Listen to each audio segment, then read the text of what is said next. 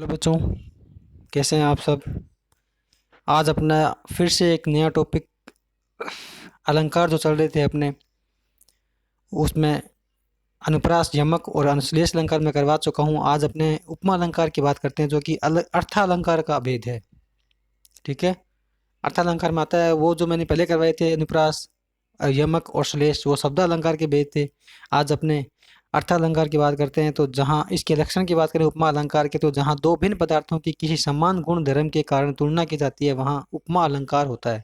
मतलब दो पदार्थों में कोई समानता होती है, तो जब तुलना की जाती है कि दोनों पदार्थ एक जैसे हैं, तो वहाँ पर उपमा अलंकार होता है। जैसे चंद्रमा सा कांतिमय मुख रूप दर्शन है तुम्हारा, तो चंद्रमा से मुख की तुलना की गई है। मुख को चंद्रमा के समान बताया गया है। दोनों में समान गुण क्या है कि दोनों चमकदार है। कांतिमय का मतलब होता है चमकदार।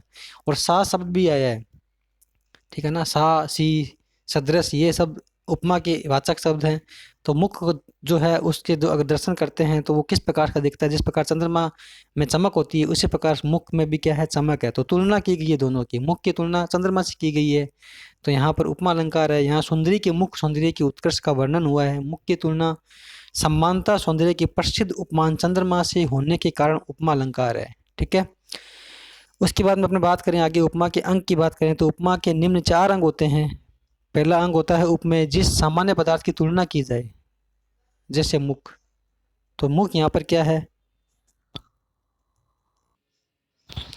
ठीक है ना। तो जिस सामान्य पदार्थ की तुलना की जाए जैसे मुख, तो मुख यहाँ पर उपमेय है। मतलब जिसकी तुलना की जाती है उपमेय होता है, और जिससे तुलना की जाती है वो उपमान होता है।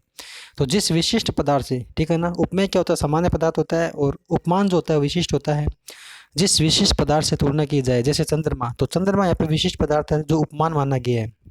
जिससे तुलना की जाती है वो उपमान होता है, और जिसकी तुलना की जाती है वो उपमेय होता है। तो यहाँ पर मुख उपमेय है, चंद्रमा उपमान है। वाचक शब्द इसमें आगे सम्मान, सा, सरिस, सदृश है, सम है, तुल्य है, जिमी, इव आदि ये वाचक शब्द, मतलब कहने का मतलब है कि उदाहरण के अंदर, वाक्य के अंदर ये सब तुम्हें कहीं ना कहीं दिखेंगे। अगर ये शब्द कहीं दिखते हैं तो वहाँ पर उपमा अलंकार होता है। समान गुण धर्म की बात करें तो समानता क्या है, वह गुण या धर्म जो उपमेय और उपमान दोनों में प्राय समान रूप से पाया जाए। जैसे चंद्र सुंदरता, कोमलता या चमकदार, जैसे ऊपर उदाहरण में बताया था, चमकता है दोनों। तो मुख में चमकता है, कांति होती है, और चंद्रमा में भी कांति होती है, ठीक है ना। तो ये चीज़ें हैं। चार अंगों का ध्यान रखना, विशेष पूछे जाते हैं कि उपमा के चार अंग कौन कौन से हैं, उनका वर्णन करें। तो आपको इस प्रकार से लिख देना है। बहुत ही अच्छा, बहुत ही मोस्ट है। उसके बाद में आगे अगले उदाहरण की बात करें तो कमल सदृश कोमल हाथों ने, ठीक है ना। तो इसमें उपमेय है अपने हाथ, क्योंकि हाथों की तुलना की गई है कमल से। कमल के फूल जिस प्रकार से कोमल होता है कमल का फूल, उसी प्रकार सुंदर स्त्री है, उसके हाथ क्या होते हैं, कोमल होते हैं। और उपमान यहाँ पर कमल है, उपमेय यहाँ पर हाथ है। वाचक शब्द यहाँ पे सदृश दिख रहा है तुमको, और साधारण धर्म यहाँ पर कोमल है। मतलब दोनों में समानता क्या है कि दोनों ही कोमल है, तो वो होता है साधारण धर्म। ठीक है। आगे उपमा उपमा की भेद की बात करते हैं।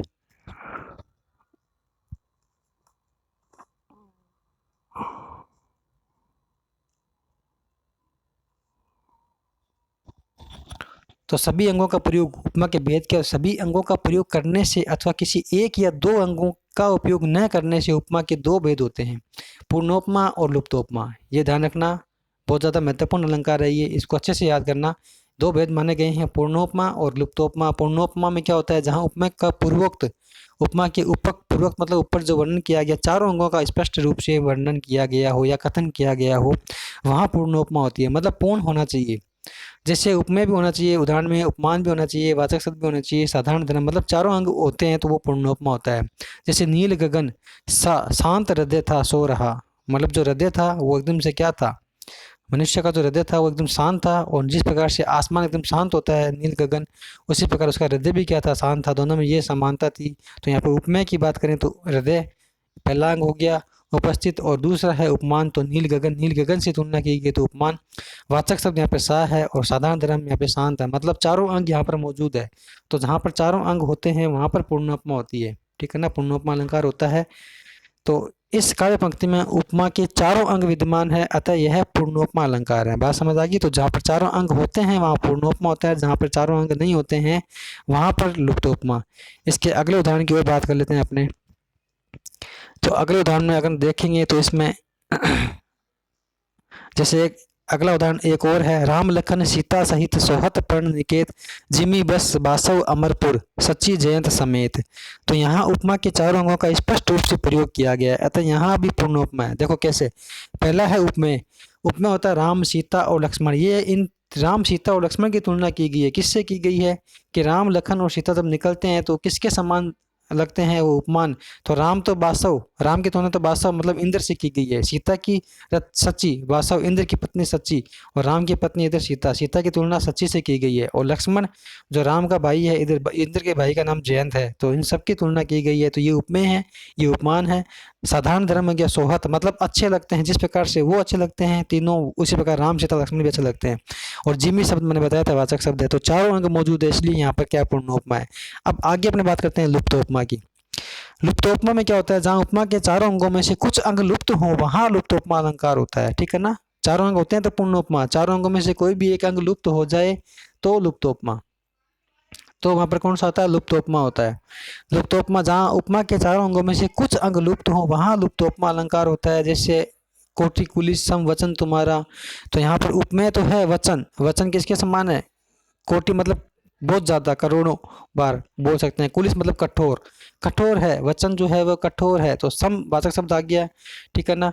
तो यहाँ पर किसके वर्णन किया गया, यहाँ पर वचन तो उपमेय है, उपमान कुलिस के समान बताया गया है, और वाचक शब्द सम है। लेकिन ऐसा नहीं बताया गया कि इसमें कुलिस वो जो होते हैं वो किस प्रकार से कुलिस होते हैं, वो नहीं बताया गया। तो साधारण धर्म में क्या है, यहाँ लुप्त है, तो यहाँ लुप्त उपमा है, मतलब एक अंग लुप्त है, कभी कभी दो अंग भी लुप्त हो जाते हैं।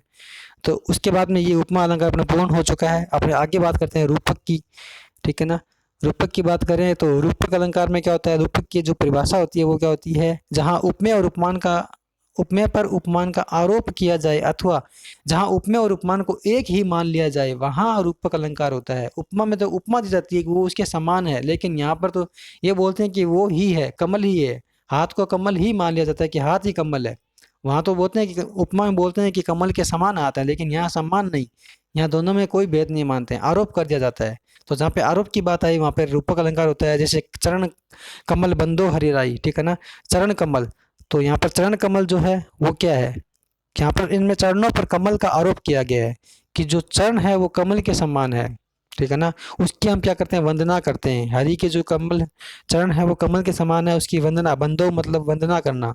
तो यहाँ पर कौन सा हो गया, रूपक अलंकार हो गया। और एक पहचान और इसकी है कि बीच में डैश आता है, ये भी ध्यान रखना है, ये डैश, डैश को पहचान के पकड़ लेना, डैश को फिर भी पहचान दोगे। चरण सरोज पकड़ ला गए, यहाँ पे भी डैश आया है, यहाँ पे भी तुलना की गई है कि चरण है जो सरोज मतलब कमल के समान, कमल है समान नहीं मतलब वही है।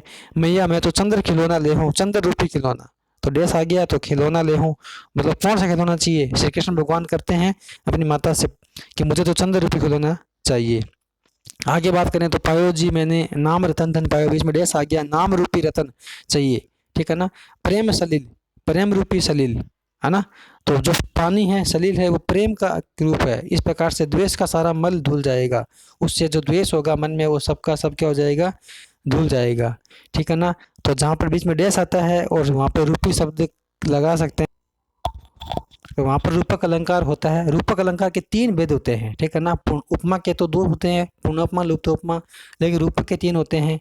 एक होता है सांग रूपक, मतलब सांग रूपक मतलब सभी अंगों का रूपक के किया जाता है, ठीक है ना, जहाँ उपमेय के अंगों पर उपमान के अन्य सभी अंगों का भी आरोप किया जाए, ठीक है ना।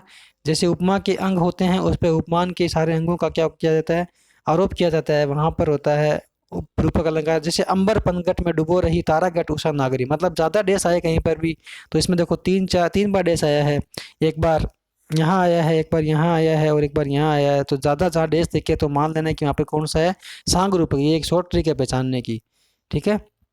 तो जैसे यहाँ पर अंबर का पनघट से है, उषा पर सुंदरी नारी का है, और पनघट पर घड़े भरने की क्रिया का अंबर में तारों के डूबने पर आरोप किया गया है, ठीक है ना। तो अंबर रूपी पनघट है, तारा रूपी घट, घट मतलब घड़ा, ठीक है ना। आकाश में जो तारे हैं वो घड़े के समान दिखते हैं। उषा नागरी, उषा मतलब जो सुबह सुबह का जो होता है, वो नागरी मतलब सुंदर या चतुर, ठीक है ना, उस प्रकार से वर्णन किया गया है। उसके बाद में निरंग रूपक, ठीक है ना, निरंग रूपक होता है तो वहाँ पर क्या होता है, जहाँ केवल उपमेय पर ही उपमान का आरोप किया जाता है, अंगों का नहीं होता है, अंगों का होता है तो सांग रूपक, अंगों का नहीं होता है तो निरंग रूपक होता है। इस प्रकार से उपमान आरोप किया जाता है, उपमान का आरोप किया जाता है उपमेय पर, तो अंगों का नहीं होता है। जैसे अवदेश के बालक चारि सदा तुलसी मन मंदिर, मन रूपी मंदिर में विहरे, एक ही डेस आया है इसलिए निरंग रूपक है। तो मन रूपी मंदिर में तुलसी, अवदेश मतलब जो राजा दशरथ थे उनके बालक चार थे, वो सदा हमेशा तुलसी के मन रूपी मंदिर में क्या करते थे, विहरते, क्योंकि तुलसीदास जी राम के पक्के भक्त थे, ठीक है ना, इष्ट देवता थे राम उनके, इसलिए इस उदाहरण में मन पर मंदिर का आरोप किया गया है, अतः यहाँ निरंग रूपक है, और किसी का कुछ नहीं किया गया, सिर्फ एक ही जगह किया गया है। उसके बाद में आगे बात करते हैं, तो परम्परित रूपक की बात कर ले। तो परम्परित रूपक में क्या होता है, जहाँ एक रूपक दूसरे रूपक का मतलब, ठीक है ना, एक रूपक दूसरे का कारण हो, अर्थात दो रूपक एक साथ आते हों, एक रूपक मुख्य रूप में तथा दूसरा रूपक गौण रूप में। जैसे ये राम कथा सुंदर करतारी, संशय विहग उड़ावनहारी। तो इस संशय पर विहग का आरोप इसलिए किया गया है कि राम कथा को करतारी मतलब हाथ की ताली से, ठीक है ना, हाथ की ताली मान लिया गया है, इसीलिए यहाँ पर क्या वर्णन किया गया है।